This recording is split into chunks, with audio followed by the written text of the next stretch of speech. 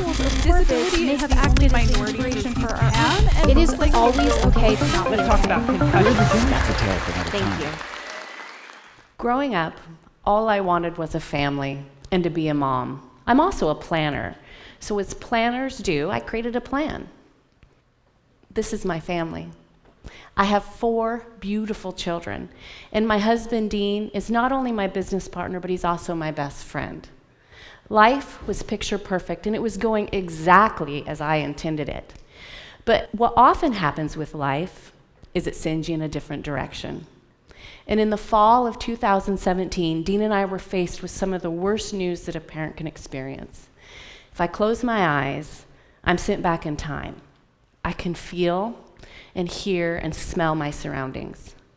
We're at the KCI Institute at OHSU. Dean and I are huddled on a little bench in a small, dark exam room. And in walks our lead doctor, Dr. Panisi. And along with him are several other doctors in white lab coats, and they're all shaking our hands and making introductions, and all the while my anxiety is rising. Because you see, the previous 12 months, we had spent countless hours taking Haley, our youngest daughter, to different eye specialists, trying to figure out what was going on with her.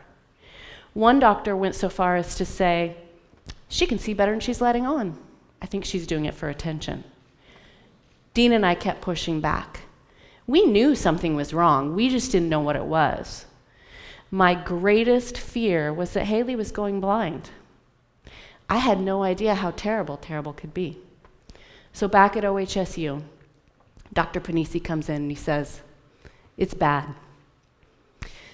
Based on her test results, her rapid eye loss, and my experience, I believe Haley has Batten disease, a genetic neurodegenerate disease that gets worse over time and is fatal. There are no cures, there are no treatments. I don't know how long we sat there. I have no memory of how many questions we asked. I do know that I left that building knowing that our youngest daughter had a terminal illness that would steal everything from her. The doctor said, go make as many memories as you can while you have time, because time is no longer on your side. Haley was only 8. There's nothing you can do, is what we were told. How can that be possible? In today's world of advanced technology, how is there nothing that could be done to save our daughter? I couldn't accept it. I already told you I'm a planner, but I'm also a problem solver. That's my role in our businesses, that's my role as a mom. Whether it be to create a process to help our jobs go smoother, or putting a Band-Aid on a boo-boo, giving a hug for a broken heart, or simply using that stern mom voice to get my kids' attention, I solved problems. And I was being told that Batten disease was a problem that I couldn't solve. I couldn't understand it. So Dean and I made a plan. We decided we were going to educate and investigate as much as we could about this disease. We were going to implement something. We had no idea what. And most importantly, we were going to stay present with our family where we stood, because the future was too dark and too uncertain.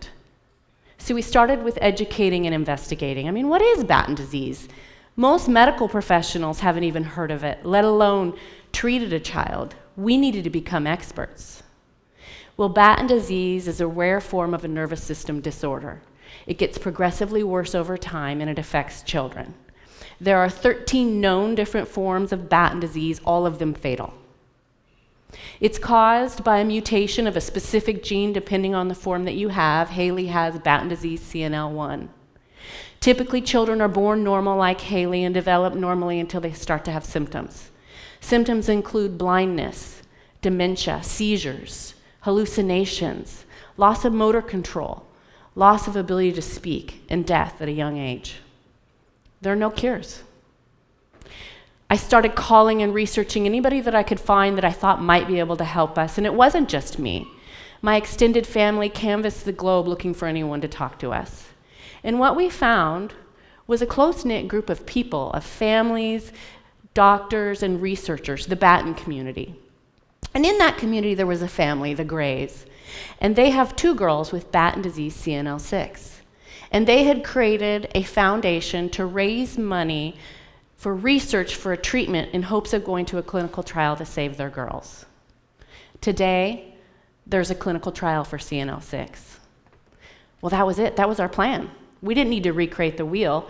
We copied the roadmap that the Grays created, and we created the Halleys Heroes Foundation as our vehicle to bring awareness and raise funds for Batten disease CNL1 in the hopes of finding a treatment, getting it to clinical trial, saving Haley, and saving all those other children out there that have Batten disease CNL1.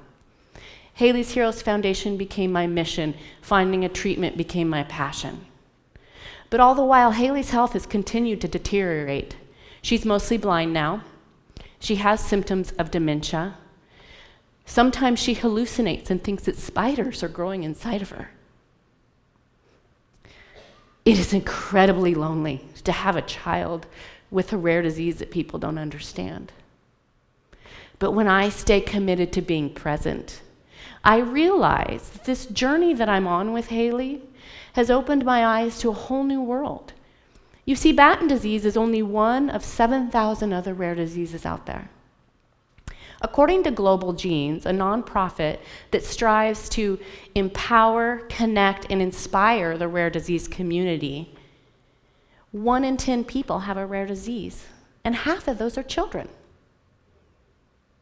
Global Genes estimates that there's 400 million people globally with rare diseases. That's more than the population of the United States. And more people are diagnosed with rare disease than cancer and AIDS combined.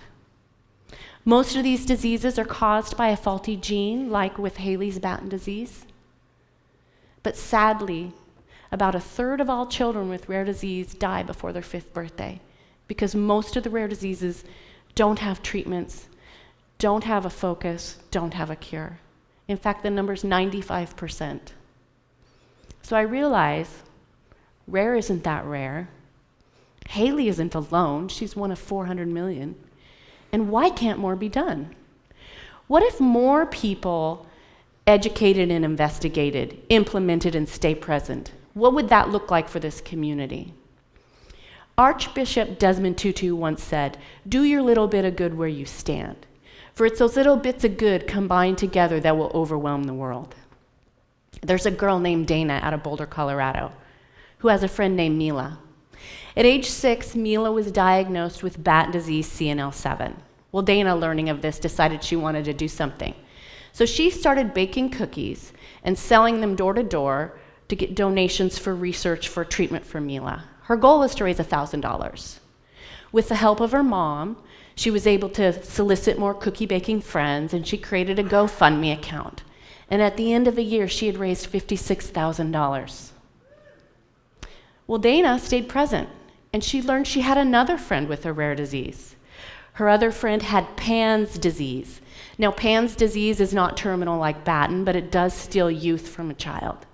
So she and her cookie baking friends went back out, and they raised another $30,000 for Pan's research. Dana's efforts has raised over $86,000 for 2 rare diseases, changed the course of those rare diseases and the lives of those affected, and have brought awareness to thousands. I think it's really important that you know that Dana, when she did this, was 8.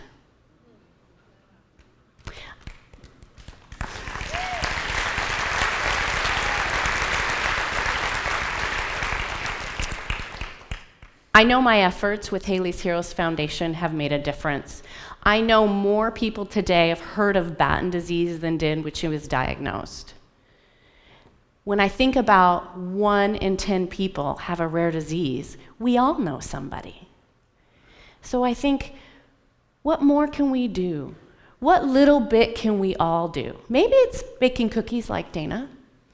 Maybe it's like my neighbor when she was in nursing school. She's decided to focus her practice on pediatric palliative care.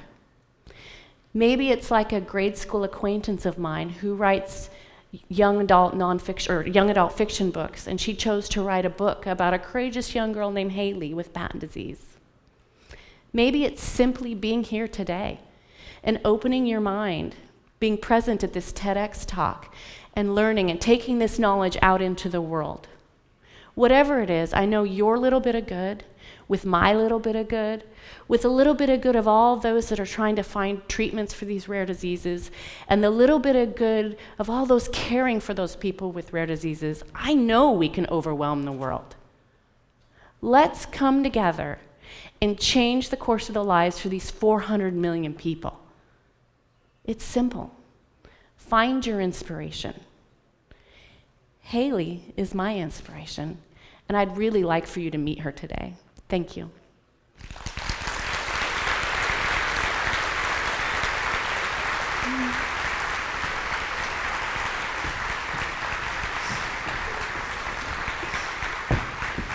I got you.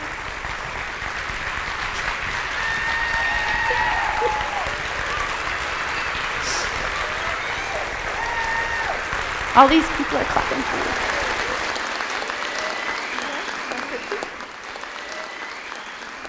Thank you.